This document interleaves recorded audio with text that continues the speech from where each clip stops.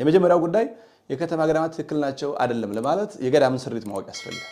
ገዳም ምንድነው? ያው ምዕመናን እንግዲህ ነው አይደለም ምን ኋላ የራሳችሁን ውሳኔ ወሰዱ። ገዳም ማለት በዚያ ውስጥ የሚኖሩ መነኮሳት ሁሉም የግል ሀብት አይኖራቸው። ማወራው ስርዓተ ገዳም ትምህርተ ገዳምን ነው። ይሄን የሚወስነው ቅዱስ ሲኖዶስ ነው። እኔ ወሳኝ አካል አይደለሁም። ትምህርተ ገዳሙ ግን ይሄ ነው። ምዕመናን እውነት ነው እንዴ እንዲያ ነው እንዴ ምናምን ስለሚመስላቸው የመደናገር ያሳይባቸዋል። እነዚህ ሁሉ ሰው አመልክቶ ለፍቶ ደይ ጸንቶ የሚገባባቸው ትልልቅ ደሞዝ የሚከፈልባቸው ከአስተዳዳሪው ጀምሮ እስከዛ ሁሉ በሙሉ ተቀጣሪ ግን መነኮሳት። ለማንኛውም ግን ከተማ ያሉት ገዳማት የገዳምነት መስፈርት የላቸው። ምናልባት በመነኩሴ አለቃና በመነኩሴ ቀዳሽ መኖራቸው ካልሆነ በስተቀር አለቃው ተቀጣሪ፣ ቀዳሾቹ ተቀጣሪዎች፣ ሁሉም ተቀጣሪዎች ናቸው። የጋራ ህብረት ገዳማዊ ሀብት የላቸው። ሀብታቸው የሚቀመጠው በየግላቸው ነው። የግል ሀብት አላቸው እንዲህ የሚባል ገዳም የለም። ብቻ ያሉበት እንደውም ይሄንን ከበል ለማድረግ ይሄ በደንብ ወደፊት ቅዱስ ሲኖዶስ ሊያየው ይችላል። ቄስ ያገባ ቄስ አይቀድስበትም የሚል ሰበብ አለ። በሌሎቹ አብያተ ክርስቲያናት የሌለ ያገባ ካህን የማይቀድስበት መነኩሴ ብቻ የሚቀድስበት የሚባለው አስተምሯችን ራሱ እንደገና መታየት ያለበት ጉዳይ ነው። ይሄ ቅዱስ ሲኖዶስ በደንብ የሚያየው ይሆናል። እነዚህ የከተማ ገዳማት ትልልቅ ደሞዝ የሚከፍሉ የከተማ ገዳማት መኖር በገዳም ጸንተው የሚኖሩ መነኮሳት አባቶቻችን እያማለሉ ከተማ የሚያስገቡ አደገኛ ወጥመዶች ስለሆኑ እንደ በጎ የሚታይ አይደለም። ዞሮ ዞሮ ግን እኛ ገዳማት የምንላቸው በአዲስ አበባ ያሉ ቅድም የጠራኋቸው በሙሉ ሰዎች ደይ ጸንተው ሀገረ ስብከት ተንከራተው አመልክተው በዘመድ አዝማድ ከፋም ሲል በጉቦ ገብተው የሚቀጠሩባቸው ናቸው እንጂ ምን ነው የሚገቡባቸው አይደሉም። ዲያቆናት ሲቀድሱ ይኖሩና ሲያገቡ ወግዱ ይባላል። ይሄ በደንብ መታየት ያለበት ጉዳይ ነው። ማግባት ክህነትን ይለውጣሉ። መቀደስ ከምንኩስና ጋር አይገናኝም። መቀደስ የሚገናኘው ከክህነት ጋር ነው። ያገባ ካህን መቀደስና ድንግል የሆነው መቀደስ በቅዳሴው መካከል የሚያወጣው ለውጥ የለም። ይሄ ወደፊት የሚታይ ነገር ይሆናል። አንደኛ በትልቅ ግንብ የታጠረ ነው ያ የእናቶች ገዳም። ሁለተኛ በአጽዋማት ወቅት ማንም ሰው መግባት አይችልም እዛ ገዳም ውስጥ። ትናንትና ከኛ የተለየችው ኤርትራ በራሱ በኤርትራ ውስጥም ከኤርትራ ውጭም መነኮሳትን በከተማም ሆነ በአድባራት አታኖርም። ኤርትራ ትናንት ከኛ ጋር የነበረችው እንደውም ለአዲሱ ትውልድ ገዳም ማለት ይሄ መስለው እውነት ይመስለውና እንጦጦ ገዳም፣ እገሌ ገዳም፣ ቅድስት ሥላሴ ገዳም ስንለው ቅድስት ማርያም ገዳም ስንል በቃ ገዳም ማለት ይሄ ነው ብሎ ያስባል። ሰዎች ተቀጠረው ገንዘብ የሚበሉበት ደሞዝተኛ የሚኖርበት እንደዚህ አይደለም። እንደውም ይሄ ወጣቱ ትክክለኛውን ገዳማዊ ሕይወትና ኑሮ እንዳያውቅ ያደርገዋል።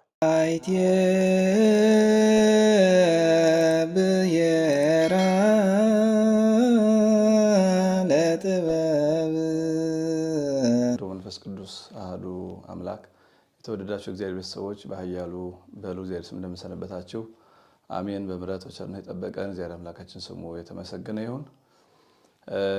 እንግዲህ ዛሬም በዚሁ በገዳማዊ ሕይወት ዙሪያ ነው ተመልሼ የመጣሁት። የዛሬው ትኩረቴ የከተማ ገዳማት ከስርዓተ ቤተክርስቲያን ከስርዓተ ገዳም አንጻር በእኛ ሀገር እንዴት እየሄደ ነው የሚለውን ማየት ይገባል። ምክንያቱም ሰሞኑን በተነሱት ሀሳቦች ላይ የከተማው ገዳማት ጉዳይ ለምናን ግልጽ አልሆነም። በእኛም በእንዲህ ያለ ከተማ ላይ ይሄ ገዳም አለ፣ በዚህ ያለ እንዲህ ያለ እንዴት ይሁን ትክክል ነው ወይስ አይደለም የሚሉ በጽሁፍም ብዙ መልእክቶች ይደርሱኛል። የከተማው መነኮሳት እንደ ምክንያት አድርገዋቸው እንዲያውም ባለፈው አንድ አባት መብዛት ነው ያለባቸው ብለዋል። የአዲስ አበባ ገዳማት ጠቅሰው እነ ቦሌን ጠቅሰው እነ ቅድስት ሥላሴን ጠቅሰው እነ ቅድስት ማርያምን ጠቅሰው እነ እንጦጦን ጠቅሰው ሰበታንና አንድ ደግሞ ወደ ዳር አካባቢ ያለ ገዳም ጠቅሰዋል። ግን በዋናነት እነዚህን ጠቅሰው መብዛት ነው ያለባቸው፣ መስፋት ነው ያለባቸው። እነዚህ ገዳማት ለወጣቱም ጥቅም ያላቸው ናቸው፣ ለቤተክርስቲያንም በጣም ጥሩ ናቸው ብለው ሲገልጹ አይቼ አለው። ታላቋ ገዳማችን ሐመረ ኖህ አለች። ከላይ ፀሐይዋን እያበራች ወደ ምድር ወደ ከተማው የምትረጭ ቅድስት ማርያም ገዳም ነው። ይሄ ገዳም ነው። በገዳም ስሪት ያሉ መነኮሳት የሚቀድሱባቸው ትላልቅ ካቴድራሎች አሉ። ቅድስት ሥላሴ፣ ቦሌ መድኃኔዓለም፣ ሌሎቹም እንደዚሁ። እዚህ ደግሞ የአባታችን አቡነ ተክለ ሃይማኖት ቦሌ ቡልቡል አካባቢ ተገድሟል። ሰበታ ቤተ ደናግል ገዳም አለ። እነዚህ የከተማ ገዳሞች አስፈላጊዎች ናቸው የግዴታ። ምክንያቱም ወጣቱ የከተማው ወጣት እያየ የሚቀረጽባቸው ናቸው ማለት። እንግዲህ ሁለቱን የሚመለከት ሰው እንዳይደናገር ምንድናቸው የከተማ ገዳማት የሚለውን ነገር በደንብ ማወቅ ያስፈልጋል። ጉዳዩን በትክክል ስናውቀው ነው ለመደገፍም ለመንቀፍም መልካም የሚሆነው፣ ለመጠበቅም ለማስጠበቅም መልካም የሚሆነው በትክክል ጉዳዩ መረዳት ሲኖር ነውና የከተማ ገዳማትን ጉዳይ አጥርቶ ለማየት መጀመሪያ ቤተክርስቲያን ስሪቷ 3 ስሪት አላት። ቤተክርስቲያን ገጠር፣ ደብር፣ ገዳም የሚባል ስሪት አላት። ገጠር የሚባሉት ያው ከገዳማት ብዙ የተለየ ነገር ባይኖራቸውም ግን ሰፋፊ ጉባኤያት የሌሉባቸው፣ አንዳንዶቹ ጭራሹን የማህሌት አገልግሎት የማይሰጥባቸው፣ እንደው አልፎ አልፎ በሰንበት ቅዳሴና ታምረ ማርያም የሚሰማባቸው፣ ብዙ አገልጋይ የሌለባቸው እነዚህ የገጠር ይባላሉ። ጉባኤቶች የሌሉባቸው። አድባራት የሚባሉት ሊቀ ጳጳሱ ወይም የሊቀ ጳጳሱ ተወካይ ተገኝተው ባርከው ስም ለቦታው ሰጥተው ደብረ ገሌ ብለው ስሪት ደብር ከሆነ ዘንድ የአቋቋም፣ የድጓ፣ የቅኔ፣ የመጽሐፍ ጉባኤ ቤት እና ሌሎቹም ማህሌታዊ ደንቦችና ሕጎች ሊቀጠበብት፣ ቀኝጌታ፣ ግራጌታ እንዲህ ያሉ ነገሮች በሙሉ ተዘጋጅተውለት ሰፋ ባለ መንፈሳዊ አገልግሎት ሰፊ የማህሌት አገልግሎቶች ስብሐተ እግዚአብሔር የሚወርድበት እነዚህ አድባራት ተብለው ይጠራሉ። ሶስተኛው ደግሞ ገዳም ነው። አሁን ምዕመናን ጉዳዩን እንዲያውቁት ነው የኔ ዓላማ። ከመጀመሪያው ጀምሮ ማንንም አታክ ማድረግ ማንንም መንካት እኔ ዓላማዬ አይደለም። ግን ህዝቡ ደግሞ ሊደናገር አይገባውም። ቤተክርስቲያን በትክክል ማወቅ ያስፈልጋል። ህዝቡን ደግሞ የሚያሳሱ ሰዎች ሊያሳሱት አይገባም። አድባራትና የገጠር ቤተክርስቲያናት እንደዛ ናቸው። ሰው ቀሳውስትም ዲያቆናትም መምህራንም ተቀጥረው የሚያገለግሉባቸው፣ የደብሩ አስተዳዳሪም መሪው በደመወዝ ተቀጥሮ የሚመራበት፣ አገልጋዮቹ በአጠቃላይ በደመወዝ ተቀጥረው የሚሰሩበት ቦታ ያ ደብሩ ብዙ አገልጋይ ያለበት ደብር፣ አነስ ያለበት ደግሞ ገጠር ይባላል። በዚህ መልክ ገጠርና ደብር የሚባሉት ሁሉም አገልጋዮች ገጠሩ በእህል ከተማው በገንዘብ ደሞዝ የከፈላቸው ቤተሰብ የሚያስተዳድሩ ሕጋውያን ካህናት፣ መምህራን የሚያገለግሉባቸው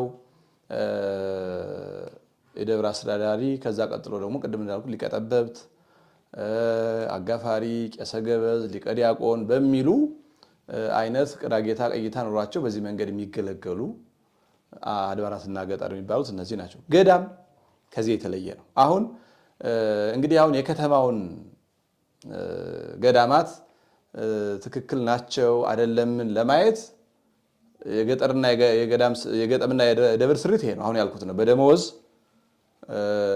እና በቅጥር የሚገለገልባቸው የገጠርና የደብር አብያተ ክርስቲያናት ናቸው። ከየትም የትም ቦታ ይኖሩ። ገዳማት ከነዚህ ይለያሉ። የመጀመሪያው ጉዳይ የከተማ ገዳማት ትክክል ናቸው አይደለም ለማለት የገዳምን ስሪት ማወቅ ያስፈልጋል። ገዳም ምንድን ነው? ገዳም ያው ባለፈው የመጀመሪያው ክፍል እንዳየነው ያው ዱር ጫካ ማለት ነው። አነሳሱ በጠባዩ እንደዛ ስለሆነ ገዳም የመጀመሪያዎቹ ገዳማውያን ግሁሳን ናቸው። እና አባ እንጦንስ እና አባ ጳውሊ በጣም ከሰው ተለይተው ወደ ውስጥ ገብተው ነው፣ ወደ ውስጠኛው የገዳሙ ክፍል ነው የሚለው ገብተው ነው የሚኖሩ የነበረው ግሁሳን ናቸው። በተለይ ከና አባ ጳኩሚስ በኋላ ደግሞ በህብረት የሚኖሩ መነኮሳት መጡ። ለህብረቱ ህግ ተሰራለት። ስርዓተ ጳኩሚስ የሚመገቡበት ሰዓት፣ አመጋገብ፣ አለባበስ፣ የጸሎት ሰዓት፣ የአገልግሎት የስራ ሰዓት፣ ተግባረ እድ እያንዳንዱ የስጋው ደግሞ አቀባበል ሁሉም ነገር ስርዓትና ህግ ኖረው እና በህብረት መኖር እየበዛ መጣ። በተለይ መነኮሳት እየበዙ ሲመጡ ያ ሁሉ ብቻውን ተበታትኖ መኖር ከባድም ስለሆነ በህብረት በዚያ መንገድ ነው። አሁን ያ ገዳም ምን ስሪት አለው? የገዳም ስሪት አንዳንዶቹ ገዳማት ፍጹም እውነትም ገዳም በሚለው ስያሜ ጫካ ናቸው። አንድ መነኩሴ ብቻውን ጫካ ውስጥ የሚኖርባቸው በእነ አባ እንጦንስ አኗኗር መልክ አሁን በእኛ ሀገርም አሉ። በዚህ በአፋር በነጭ ሳር በአካባቢ በደብረ ሐዘሎ አካባቢ በዚህ በጉም ኢየሱስ በዚህ በአገው ምድር በጎጃም ዝቅ ብለን ጉም ኢየሱስ ምንም አይነት ቤተክርስቲያኑ ራሱ የሁለት ሰዓት እና ከዛ በላይ መንገድ ተሄዶ ነው በእግር የሚገኘው። ፍጹም ጫካ ነው። ማንም ከማን ጋር አይኖርም። አንድ መነኩሴ በአንዱ የድንጋይ ነቃቃት ውስጥ፣ ሌላው ደግሞ ልፍ ብሎ አንድ ጫካ ውስጥ የሚኖርበት አለ። አንዱ የመጀመሪያው እና አባ እንጦንስ አኗኗር ይሄ ነው። አሁንም በብዙ ሀገሮች አለ፣ በብዙ ቤተክርስቲያናት። ከዛ ቀጥሎ ኋላ ላይ መነኮሳት እየወዙ ሲመጡ በህብረት ለትምህርትም ለስርዓትም ለተአዝዞም እንዲመች ወደ ህብረት በእነ አባ ጳኩሚስ የመጣው ህብረታዊ አኗኗር እሱም ደግሞ አሁን የኛ ሀገር ገዳማት የሚኖሩበት መላው ገዳማት የሚኖሩበት ትልልቆቹም እንደሚያሉት ገዳማት የሚኖሩበት ቋሚ ህግ ነው። ይሄኛው እንዴት ነው? አበምኔት ይኖረዋል፣ በደሞዝ አይቀጠርም። ገዳሙ አበምኔቱ ለሚያስፈልገው ነገር በሙሉ ያቀርብለታል። ግን ፔሮል ላይ ፈርሞ ደሞዝ አይኖረውም። ከዛ ቀጥለው የሚኖሩ በገዳሙ የሚቀድሱ ቀሳውስት፣ ሰዓታት የሚቆሙ ኪዳን የሚያደርሱ ቀሳውስት ይኖራሉ፣ በደሞዝ አይቀጠሩም። ከአበምኔቱ ቀጥሎ አፈ መምህር፣ መጋቢ፣ ሊቀረድ እንዲህ የሚባሉ መሪዎች ይኖራሉ፣ በደሞዝ አይቀጠሩም። በገዳም በደሞዝ የሚቀጠር ሰው የለም። ገዳሙ መፍቅዱን የሚያስፈልገውን በሙሉ ያቀርባል። ለአበምኔቱ እንደ አበምኔት ማዕረግ፣ ለአፈ መምህሩ እንደ አፈ መምህር ማዕረግ፣ ለሊቀረዱ እንደ ሊቀረድ፣ ለመጋቢው እንደ መጋቢ ክብር ይሰጠዋል። ነገር ግን የተለየ ደሞዝ የለውም። የተለየ የራሱ አካውንት አይኖረውም። የግል ሀብት አይኖረውም። ገዳም ከሆነ የመጀመሪያው ጉዳይ አሁን ምዕመናን እንግዲህ ነው አይደለምን፣ ኋላ የራሳችሁን ውሳኔ ወሰዱ። ገዳም ማለት በዚያ ውስጥ የሚኖሩ መነኮሳት ሁሉም የግል ሀብት አይኖራቸው። ገዳሙ ሀብት ይኖረዋል። ሀብቱ የገዳም ሀብት ነው። በደሞዝ ተቀጥሮ የሚያገለግል የለም፣ አይኖርም። በደሞዝ ተቀጥሮ የሚያገለግል ካለ ገዳም ሊሆን አይችልም። በዛ ተሰብስበው የሚኖሩት ደግሞ መናኞች ናቸው መሆን ያለባቸው። ተቀጣሪዎች ተወዳድረው አመልክተው ወይም ደግሞ ደጅ ጸንተው ዘመድ ለዘመድ አካችሁ ብለው አልቅሰው ገብተው የሚኖሩበት ሳይሆን ዓለምን ንቀው መንነው በህብረት የሚኖሩበት ነው። የተለየ የግል ደሞዝ አይኖራቸውም። ወይም የተለየ ማንም የግል ሀብት ያለው ሰው አይኖርም። በቃ ገዳም ማለት ይሄ ነው። ገዳሙ ብዙ ሀብት ይኖረዋል። ባለፈው ጊዜ ተነጋግረናል። የግብፅ ገዳማት 35፣ 30፣ 20፣ 25 ፋብሪካ ያላቸው ገዳማት አሉ። በዚያ ውስጥ የሚኖሩ መነኮሳት ገዳሙ ያኖራቸዋል እንጂ የግል ሀብት የላቸውም።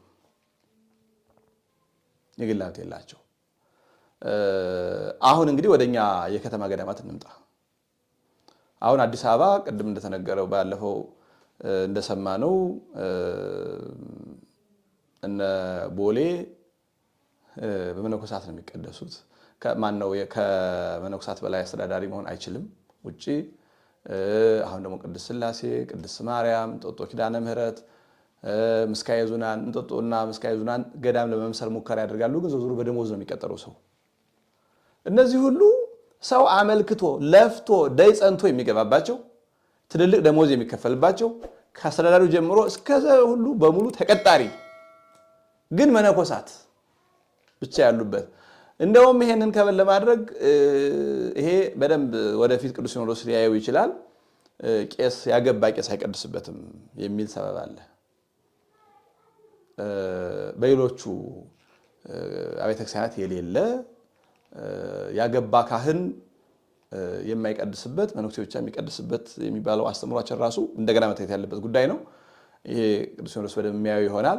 ዞሮ ግን እኛ ገዳማት የምንላቸው በአዲስ አበባ ያሉ ቅድም የጠራኋቸው በሙሉ ሰዎች ደይ ጸንተው ሀገረ ስብከት ተንከራተው አመልክተው በዘመድ አዝማድ ከፋም ሲል በጉቦ ገብተው የሚቀጠሩባቸው ናቸው እንጂ ምን ነው የሚገቡባቸው አይደሉም። ከገቡም በኋላ የሚቀበሉትን ደመወዝ በህብረት ሳይሆን በግላቸው አካውንት ነው የሚያስቀምጡት። የግል ቤት ይኖራቸዋል። አብዛኞቹ የመነኮሳት መኖሪያም የላቸውም። እንደ ምስካየ ኅዙናን ያሉት እንደ ኪዳነ ምሕረት እንጦጦ ያሉት መኖሪያ ተወሰነ መንገድ አለ። ግን መኖሪያ ያላቸው እንጂ ብር እንዳያወጡ ደመወዝተኞች ተቀጣሪዎች ናቸው። ሲያጠፉ ይባረራሉ። ሌላ ደግሞ በእነሱ ከሌላ ደብር ተቀይሮ ይመጣባቸዋል። ኦልሬዲ ስራ ቅጥር ነው፣ ስሙ ነው ገዳም። ምናልባትም ቄስ እንዳይቀጠር ሆን ተብሎ የተደረገ ነው የሚመስለው። ቦታውን ቄስ እንዳይቀጠር ቅድስት ሥላሴ አሁን ዲያቆናት ሲቀድሱ ይኖሩና ሲያገቡ ወግዱ ይባላል። ይሄ በደንብ መታየት ያለበት ጉዳይ ነው። ማግባት ክህነትን ይለውጠዋል። መቀደስ ከምንኩስና ጋር አይገናኝም። መቀደስ የሚገናኘው ከክህነት ጋር ነው። ያገባ ካህን መቀደስና ድንግል የሆነው መቀደስ በቅዳሴው መካከል የሚያወጣው ለውጥ የለም። ይሄ ወደፊት የሚታይ ነገር ይሆናል። እንደዋዛም ስለተለመደ በብዙ ገዳማትም የተለመደ ነው። በሌሎች ዓለማት ግን የለም። ምንኩስና በተጀመረበት በአስቄጥስም በአባ እንጦንስ ገዳምም በአባ ጳውሊ ገዳምም እኛም ማምና ሄደን አየኑ። እኛን ካህናት ከሆናችሁ ግቡና ተሳለሙ ብለው መቅደሱን ከፍተው ነው የሚያስገቡን። ያገባችሁ እንዳትገቡ መነኮሳት ብቻ የሆናችሁ ግቡ ወይም ደናግል ብቻ አላሉንም። እንግዲህ ምናልባት ግን የእኛ ቤተክርስቲያን ኋላ ጊዜ የወሰነችው ሲኖዶሳዊ ውሳኔ ካለ ይህን ከአባቶቻችን የምንሰማው ይሆናል። ለማንኛውም ግን ከተማ ያሉት ገዳማት የገዳምነት መስፈርት የላቸውም። ምናልባት በመነኩሴ አለቃና በመነኩሴ ቀዳሽ መኖራቸው ካልሆነ በስተቀር አለቃው ተቀጣሪ፣ ቀዳሾቹ ተቀጣሪዎች፣ ሁሉም ተቀጣሪዎች ናቸው። የጋራ ህብረት ገዳማዊ ሀብት የላቸው። ሀብታቸው የሚቀመጠው በየግላቸው ነው። የግል ሀብት አላቸው። እንዲህ የሚባል ገዳም የለም። ይሄ እየሰፋ አሁን ወደ አዋሳ ለምሳሌ እንደ አዋሳ ገብርኤል እዚህም ባህር ዳር ብዙዎቹ ባህር ዳር አድባራት ገዳም ናቸው። ይህ አሁን ቤተክርስቲያናችን ቢያስነቅፋት እንጂ አያስመሰግናትም። ገዳም የመናኞች መኖሪያ ነው። መናኞች ስለሆኑ የግል ሀብት የላቸውም። ገዳሙ ያኖራቸዋል፣ ገዳሙ ያለብሳቸዋል፣ ገዳሙ ይመግባቸዋል። እነሱ ገዳሙን ያገለግላሉ በቅጥር ሳይሆን የገዳሙ ባለቤቶች ስለሆኑ። እንደዚህ የሚሆን ካለ ከተማ ገዳማትም አለ። በግብፅ ገዳም በአሮጌው ካይሮ መካከል የቅዱስ መርቆሬዎስ ገዳም አለ። አቡ ሰፊን የሚባለው ገዳም ባለ ሁለት ሰይፍ ብለው እንኳን ክርስቲያኑ ሙስሊሙ ሁሉ በጣም ይወደዋል ቅዱስ መርቆሬዎስን በግብፅ። እንግዲህ በዛ ውስጥ በርካታ እናቶች በቅርብ ጊዜ ያረፈችው ቅድስት ኤሬኒን ጨምሮ ትልልቅ እናቶች ያሉበት ነው። አሁንም በጥሩ ሁኔታ የተያዘ የእናቶች ገዳም ነው። አሮጌው ካይሮ ከተማ ውስጥ ነው። ነገር ግን አንደኛ በትልቅ ግንብ የታጠረ ነው ያ የእናቶች ገዳም። ሁለተኛ በአጽዋማት ወቅት ማንም ሰው መግባት አይችልም እዛ ገዳም ውስጥ። ለተሳላሚ ሁሉ የተከለከለ ነው በአጽዋማት ውስጥ። እንደውም ብዙዎች ለጎብኚዎች አለመቻለ የሚል ሐሳብ ያነሱበታል። ያን ገዳም በአጽዋማት እንደ ፍልሰታ እንደ አብይ ጾም እንደዚህ ባለው ዝግ ነው። ማንም ሰው አይገባም ወደዛ ውስጥ። ሁለተኛ በዛ የሚኖሩ መነኮሳት በዛው ጸንተው ይኖራሉ እንጂ ገሌ ዘመዴ ባይዴ ጓደኛ ማቀው ሰው ብለው ወደ ከተማ ብቅ አይሉ። በዛ ያሉ እናቶች የእናቶች ገዳም ነው። በዚያ ውስጥ በሚኖሩት ውስጥ ደሞዝ ያለው ማንም ተቀጣሪ የለም። ስለዚህ ምንም እንኳን ቦታው ከተማ ውስጥ ቢኖር በበዓት ተወስነው ጠንክረው በጣም በርከት ያሉ የዕደ ጥበብ ስራዎች አሏቸው። በጣም ብዙ ገንዘብ ሊያስገቡ የሚችሉ ስራዎች አሏቸው፣ ይሰራሉ። ያ ግን የገዳሙ ሀብት ነው እንጂ ያን ሲሰራ ያለች መነኩሲት የኔ ነው አትልም፣ ወይም ይከፈለኝ ፎጣ የሰራሁበት አትልም። ያ ትልቅ ገዳም በካይሮ መካከል ውስጥ ይገኛል። ፍጹም ገዳም ነው። ግን ከመላው ዓለም ጫጫታው ጋር ነው ጋር አይገናኙም። ወደ ከተማው አይገቡም። አጽዋማት ባልሆነበት ወቅት ጎብኝ ሲሄድ ገብቶ ጎብኝቶ ሁሉንም መነኮሳት አያገኝም። ለአስጎብኝነት የተመደቡትን ብቻ አግኝቶና ተሳልሞ ይወጣል። ማህበረ መነኮሳትን በሙሉ አያገኝም። እነሱም አይወጡም፣ ስራ ላይ ናቸው። ስለዚህ አሁን ገዳም ለመባል ይሄ ነው። እንዲሁ ከተማ ውስጥ እንኳን ገዳማቱ ይኑሩ ከተባለ ምናልባት እንግዲህ ይሄን ገዳም ሊመስለው የሚችለው የተጠቀሰው የሰበታ ቤተ ደናግል ጠባባት ገዳም ነው። እሱ እንደ እዚያኛው ገዳም ሊሆን ይችላል። ገዳም ነው፣ የአንድነት ገዳም ነው። አኗኗሩም እንደዛ ስለሆነ ከዛ ውጭ ግን ቀሳውስትን ገለል አድርጎ መነኮሳት ብቻ ደረሰ ላይ ሆነው የሚቀጠሩበት መነኮሳት ብቻ የሚቀድሱበት ግን በቅጥር ብሎ ገዳም የለም። ከህጉ ይሁን ከስርዓቱ ነው የምናየው። ይሁን ህገ ገዳም አንድ ገዳም ለመባል መናኝ ያስፈልገዋል። ተቀጣሪ ያልሆነ የግል ሀብት የማያፈራ ለአገልግሎት ለተጋድሎ የመጣ ሰው ያስፈልገዋል። አሁን ከምንጠራቸው ቦታ የለም። ሁሉም ለቅጥር የመጣ ነው። ስለዚህ አሁን ለቅጥር በተሰበሰቡበት ቦታ ይህንን እንደ ትልቅ ገዳም አድርጎ መቁጠር ተገቢ አይደለም። ይሄ ብቻ አይደለም። ከሌሎቹም እነ ሶሪያም፣ ህንድም፣ አርመንም፣ ግብፅም ከሀገራቸው ውጪ በጀርመን፣ በአውሮፓ፣ በአሜሪካ በሌሎችም ሀገራት አብያተ ክርስቲያናት አሏቸው፣ ገዳማት አሏቸው። በአብያተ ክርስቲያናቱ ቀሳውስት እንጂ መነኮሳት አይኖሩም። መነኮሳት በሆነ አጋጣሚ ሰው ጠፍቶ ከኖሩ እንኳ ከቤተክርስቲያን ሳይወጡ ቤተክርስቲያን ብቻ እንዲኖር የሚደረገው። የኛ ከኢትዮጵያ ውጭ የሚሄዱ ሰዎች ቤት ተከራይተው ነው የሚኖሩት። የቻሉ ገዝተው ያልቻሉ ተከራይተው ሰፈር ነው ገብተው የሚኖሩት። ብዙ የራሱ የሆነ ምክንያት ሊኖረው ይችል ይሆናል፣ ግን ሌሎቹ የሉም። ኢቭን ትናንትና ከኛ የተለየችው ኤርትራ በራሱ በኤርትራ ውስጥም ከኤርትራ ውጭም መነኮሳትን በከተማም ሆነ በአድባራት አታኖርም። ኤርትራ ትናንት ከኛ ጋር የነበረችው። ስለዚህ የከተማ ገዳምን የምናበረታታው ሳይሆን ወይ ገዳማዊ ቅርጽ ያዝ አለዛ ደብር ይባል የምንለው ነው። አሁን አድባራት እኮ ናቸው ህዝብ የሚገለገልባቸው። መላው ከዘበኛ እስከ አለቃ ተቀጣሪ ያለባቸው መናኝ የሌለባቸው ሆነው ግን ገዳም እንላቸዋለን። ይሄ ራስን መሸወድ ነው። ይሄ ራስን ማታለል ነው። ገዳም መናኝ ሲኖርበት ብቻ ነው ገዳም የሚባለው። ቦታው ታሪካዊ ሆኖ ጥንታዊ ሆኖ ምናልባት በገዳሙ ዙሪያ ሰው እየሰፈረ ገዳሙ በህዝብ ሊከበብ ይችላል ከጊዜ በኋላ። እንግዲህ ያን ገዳም ልናፈልሰው አንችልም። ግን በገዳምነቱ የሚቀጥለው መኖሪያው የመናኝ መኖሪያ እና የግል ሀብት የሌላቸው ሰዎች ከኖሩበት ገዳም ይሆናል። የግል ሀብት የሚፈሩና ተቀጣሪዎች ካሉበት ወደ ደብርነት ተቀየረ ይባላል። አሁን ግን እኛ ገድ ላይ ያለው ከተማ ያሉ ብዙ ሀብት ያላቸው አድባራት ከላይ እስከታይ በተቀጣሪነት ሰው እየሰበሰቡ ግን ገዳም የሚል ስም ይጠራሉ። ያውን ተገቢነት የለው። በነገራችን ላይ እንደውም ለአዲሱ ትውልድ ገዳም ማለት ይሄ እውነት ይመስለውና እንጦጦ ገዳም፣ እገሌ ገዳም፣ ቅድስት ሥላሴ ገዳም ስንለው ቅድስት ማርያም ገዳም ስንለው በቃ ገዳም ማለት ይሄ ነው ብሎ ያስባል። ሰዎች ተቀጥረው ገንዘብ የሚበሉበት ደሞዝተኛ የሚኖሩበት እንደዚህ አይደለም። እንደውም ይሄ ወጣቱ ትክክለኛውን ገዳማዊ ሕይወትና ኑሮ እንዳያውቅ ያደርገዋል። አንድ አባት የገለጹት እንደውም እነዚህ ገዳማት መኖራቸው ለወጣቱ ይቀረጽበታል። ምን አይቶ ነው የሚቀረጸው? ህብረት የለ ገዳማዊ። አሁን እነዚህ አድባራት ስለሆኑ ሁሉም ሰው ብቻ አንዱ ቦሌ አንዱ ጉለሌ ነው የሚኖረው። የጋራ የማህበር የመነኮሳት ጸሎት የለ፣ የጋራ ቤተ እግዚአብሔር የለ፣ ጸሎተ ማዕድ የለ፣ ሊቀረድ መጋቢ የሚያዘው ትእዛዝ በአበምኔት መናዘዝ በሊቀረድ መታዘዝ የሚባል ነገር የለ። ምን አይተው ነው የሚቀረጹት? ተቀጣሪ አይተው ሊቀረጹ አይችሉም። ተቀጣሪ ኤኒ ፕሌስ አለ። የትኛውም መስሪያ ቤት ያለ ነገር እኮ ነው። ቅድም እንዳልነው ምናልባት እንደነ ሰበታ ጠባባት ደናግል ገዳም እና እንደነ በግብፅ እንዳለው እንደ እናቶች ገዳም እንደ መርቆሬዎስ ገዳም ቢሆን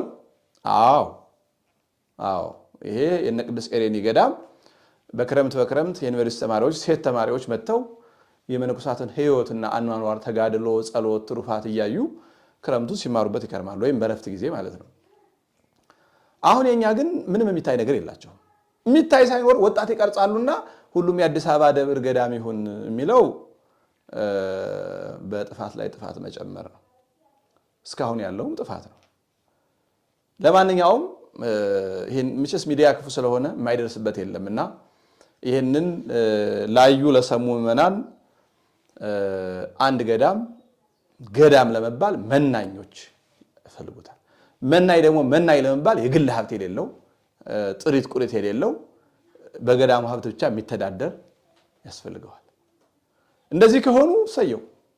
አሁን እነዚህ የተጠሩት አድባራት ኢቭን እነ ምስካየ ኅዙናን መጠነኛ ቤተ እግዚአብሔር አላቸው፣ የመነኮሳት መኖሪያ አላቸው፣ ግን ደሞዝ አለ። እነ እንጦጦ ሐመረ ነው ኪዳነ ምሕረትም እንዲሁ ደሞዝ አለ። ደሞዝ ካለ ምንም ገዳም አይባልም።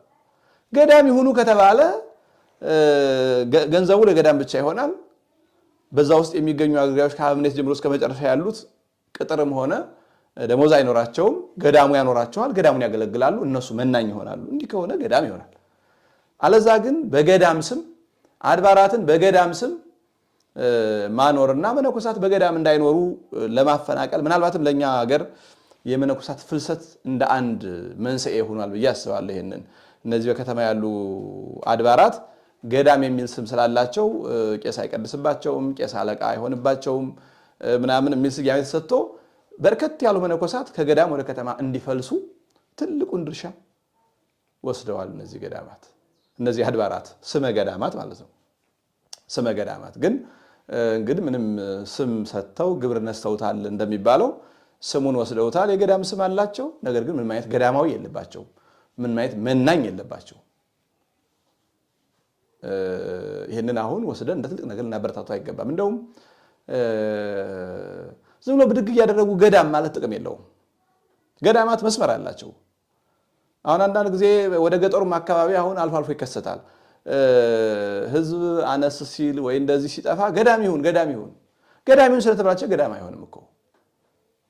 አብዛኞቹ ገዳማት ጥንት ቅዱሳን የነበሩባቸው ቃል ኪዳን ያላቸው የተጋደሉባቸው መናኝ ራሱ የሚመጣው የዛን ቅዱስ ቃል ኪዳን ተስፋ እያደረገ ነው እንጂ ከዛ በኋላ ብዙ ቦታ እንዲሁ ገዳም ይሁን ስለተባለ መነኩሴ ራሱ አይገባበትም። አይተናል ብዙ ቦታ ገጠርም ላይ።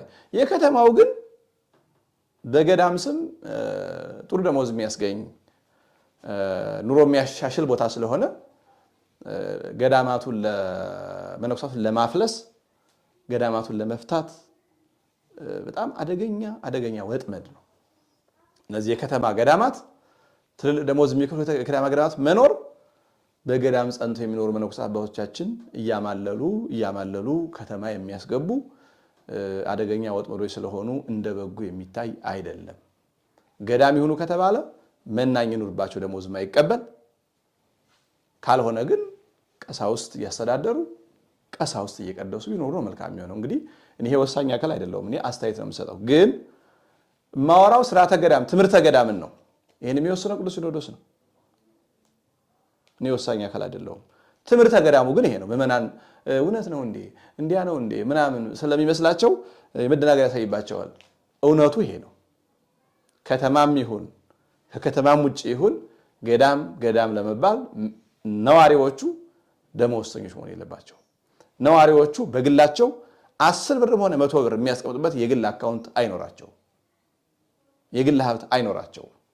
ልብሳቸውም ጉርሳቸውም ገዳሙ ነው። እንዲህ ከሆነ ከተማም ውስጥ እንደ አልፎ አልፎ እንደሚኖረው ሊኖሩ ይችላሉ። ከከተማ ማህበረሰብ ጋር ሳይገናኙ መንደር ለመንደር ሳይዞሩ የንስሐ አባት መያዝ ሰፈር ለሰፈር መዞር ምናምን የሚባለው ነገር ከዚህ ጋር አይገናኝም፣ ጨርሶ አይገናኝም። ምክንያቱም በከተማ ያለው የትዳር ህይወት፣ ልጅ የማሳደግ ህይወት፣ የጋብቻ ህይወት ስለሆነ ይህንን ትዳርን የሚያውቀው ካህን ነው የሚመራው። ትዳርን የሚያውቀው ካህን፣ ልጅ ማሳደግ የሚያውቀው ካህን፣ የጋብቻን ሁኔታ እንቅፋቱንም ተላውንም የሚያውቀው ካህን ነው ገብቶ እንጂ የትዳርን ጉዳይ የማያውቁ መነኮሳትን ኑ ከተማ ግቡና የትዳር ጉዳይ አማክሩ ማለት እነሱ ለተለየ ፈተና ማጋለጥ ነው። መጀመሪያውኑ ከተማ ስናስገባቸው የፈጠርነው ችግር እንዳለ ሆኖና ለማንኛውም ምዕመናን ገዳም ለመባል ሊያሟላቸው የሚገቡ መስፈርቶችን ለመግለጽ ነው እኔ የመጣሁት። እነዚህን ሲያሟላ ገዳም ይባላል። ምናልባት ኢንኬዝ ከተማ ላይም አልፎ አልፎ ገዳም የሚኖርበት አጋጣሚ ይኖራል። በእኛ ሀገር ታሪክ እንኳን ከተማ ላይ ገጠርም ቢሆን ህዝብ የሚገለገልባቸው ገዳማት በጣም ከባድ ሁከት ነው የሚነሳባቸው። በብዙ ቦታ በተግባር እናውቃለን። ምክንያቱም መነኮሳትና መናኞች በገዳሙ ይኖራሉ፣ ህዝብ ይገለገላል። እነዛ ህዝቦች ዲያቆናት፣ ቀሳውስት ልጆች ይኖራቸዋል። ኋላ አይ ቀሳውስት አይቀድሱም፣ ዲያቆናት አይቀድሱም መባል ይጀምራል። እነዛ ቀሳውስት በመነኮሳቱ ያድማሉ፣ መነኮሳቱ በቀሳውስቱ ያድማሉ። ይህንን በተግባር አሁን ደብረ ዘመዳ አቡነ በርተሎሜዎስ ገዳም ላይ እኔ ባይኔ ያየሁት ነው። እንደዚህ አይነት ፈተና ጥንት ጀምሮ ህዝብ ያለበት ገዳም ነው። ኋላ ግን ቀሳውስቱ ከገዳሙ ጥቅም ሲፈልጉ ገዳሙ በመነኮሳት እጅ የተያዘ ነው። ግን ደግሞ እዛ አካባቢ ተወልደው ያደጉ ቀሳውስት ዲያቆናት ናቸው። አገልግሎታቸው በማህሌት ብቻ የተወሰነ ይሆናል። በዚህ ምክንያት ከዛ በኋላ መነኮሳቱ ቀሳውስቱን አናስገባም ሲሉ ቀሳውስቱ ደግሞ እነዚህ መነኮሳት ከሌላ ሀገር የመጡ ናቸው፣ ቅርሳችን ይዘርፋሉ ምናምን የመጡበት አይታወቅ ወደ ማለት ስም ያጠፋሉና እንኳን ከተማ ገጠር እንኳ ቢሆን ህዝብ ያለበት ገዳም ለጭቅጭቅ የተጋለጠ ነው። ብዙ ገዳማት ተመሳሳይ የሆነ ችግር ይገጥማቸዋል። የህዝብና የመናኝ የሆኑና የመናኝን ተረስት ሌላ ነው፣ የህዝብን ተረስት ሌላ ነው። እዚህ ገዳም ነፃ ሆኖ ራሱን ችሎ ብቻውን ሲኖር ነው። በቃ ንክኪ የሌለው ለመነኮሳት ብቻ መገልገያ ምዕመናን ከሩቅ የሚመጡ ምዕመናን መጥተው በረከት ተቀብለው ሰላም የሚመለሱበት እንጂ ኢቭን ምዕመናን በየዕለቱ የሚገለገሉበት አስተዋጽኦ ከፍለው እንደዚህ የሚኖርበት በጣም አስቸጋሪ ነው የሚሆነው። ያ ራሱ አስቸጋሪ ነው። ስለዚህ የከተማውን ገዳማት እንደ ምክንያት መውሰድ አያስፈልግም። ያሉት ሰዎች በባህር ዳርም በአዋሳም በአዲስ አበባም ገዳም ተብለው የተጠሩት ከዘበኛ እስከ አስተዳዳሪ ትልልቅ ደመወዝ ተከፍሎት የሚቀጠርባቸው ናቸው። ተቀጥሮ ምናኔ የለም። ዓለምን ንቆ ወጥቶ ገንዘብ ሀብት ቁርት አያስፈልገኝም ጉልበቴን ለገዳሙ ሰጥቻለሁ ይባላል እንጂ ትልልቅ ሽብሮችን እየተቀበሉ ግን ገዳም ነው የኛ ገዳም ምናምን ማለት አያዋጣምና ምዕመናን ይሄ እንድትገነዘቡ ለማለት ያህል ነው። ለማንኛውም የኛ ሀገር የከተማ ገዳማት ምን ማየት የገዳም ቅርጽ የላቸው። እነ ሰበታ ግን ከነ ቅድስት ማርያም ጋር የሚቆጠሩ አይደሉም። ሰበታ ገዳም ነው፣ የገዳም ቅርጽ ያለው እናቶች በስርዓት ያሉበት አንድነት ያለበት በደመወዝ ተቀጣሪ አይደሉም መነኮሳቱ ራሳቸውን ስለሚኖርበት ስለሆነ አይዶን ነው። ምናልባት ቀዳሽ እንደዚህ ተቀጥሮ ከሆነ አላውቅም፣ ዝርዝር መረጃ አይኖረኝም። ግን በርካታ መናኞች ስላሉ ያ ገዳም ነው። ሰበታንና ቅድስት ማርያም ማመሳሰል አይቻልም። የአዲስ አበባዎቹ ግን ቅድም የጠራኋቸው የሐዋሳዎቹም የባህርዳሮቹም በሌሎችም በከተማ የሚገኙት ገዳም በሚል ስም በርካታ መነኮሳትን የቀጠሩት ግን ለገዳሞቻችን መዳከምና ለመነኮሳት መጥፋት ትልቁን ድርሻ የወሰዱ ናቸው የሚለውን ለመጠቆም ነው። እግዚአብሔር ይስጥልኝ። ተረክበ አሰረ